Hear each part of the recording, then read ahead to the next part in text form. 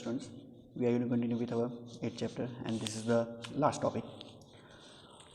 Mainly the business, right, is run on two types of capital, fixed capital and working capital. As the portion has been deleted, right, but I'm going to give you the basic understanding that what is fixed capital, the investment done into fixed assets, right, land, building, machineries, tools, plants, right. So that's this type of capital they are considered as fixed capital, right.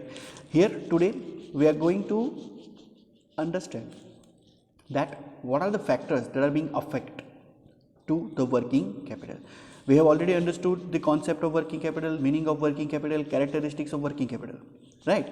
Now factors affecting, first, type and nature of a business. See, type and nature, like suppose if I'm involving into the any kind of manufacturing or production business, then the requirement of working capital that will be more, right. If I'm planning to sell the ready-made garment, or I'm going to sell the mobile phones, right, then the working capital that is going to require less.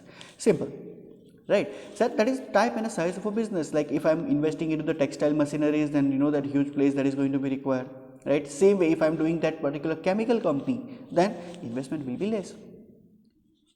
Get my point, right? See, it depends on what? It depends on the particular business, right, or type and a size of a business, that what is the thing that the manufacturer, the owner is trying to do. Okay, right. Then size of a business, whether it is a small scale business, medium scale, or a large scale business. Large scale business, that means the company which is that invested more than of a 1 crore, 2 crore, or 5 crores of rupees, right. Small scale business that start from 25 lakhs, 30 lakhs, 35 lakhs, right, depending upon the particular investment that has been done, right. So see, if I am the manufacturer, right, and I am only the one who is going to who is going to produce, who is going to assemble the things, and then finishing of a product or a final goods, then huge capital, that is working capital, that is going to require. Okay. Then third, production cycle. It is very important, right. It can be asked in a 2 mark or a 3 mark of a question.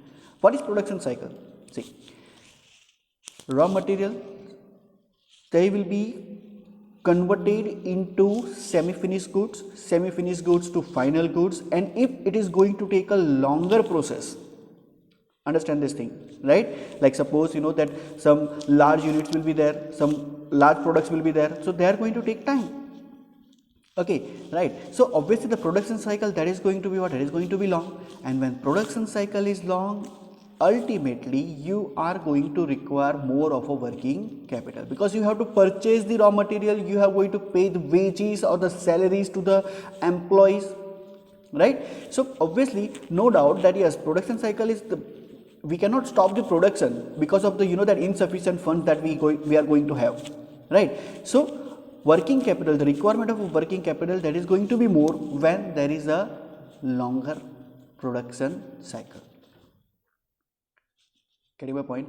And take some other way, like that when the process that is going to take place, when it is going to be a longer period of time, obviously the working capital, that is going to be okay. Then production policy and a type of a demand. Okay, see, what is the production policy, right? Like see, like the demand of the rain suits or the umbrellas, they are in the season of monsoon.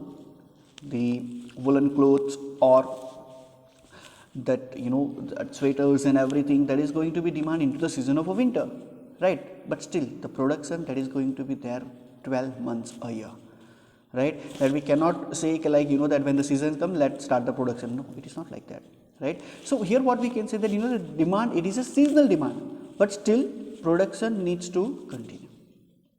Okay, right. Then stockpile of raw material, that what is the quantity. See, like suppose I know that I can assume or I can estimate, okay, yes, there is a requirement of this much of a product or this many a product, and it is going to be there into the demand of a market, right. So obviously that I will be putting up a raw material stock in advance.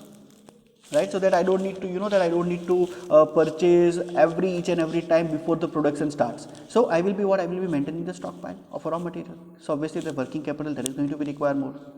Okay, right? Then credit policy, that how much credit that has been given to the customer.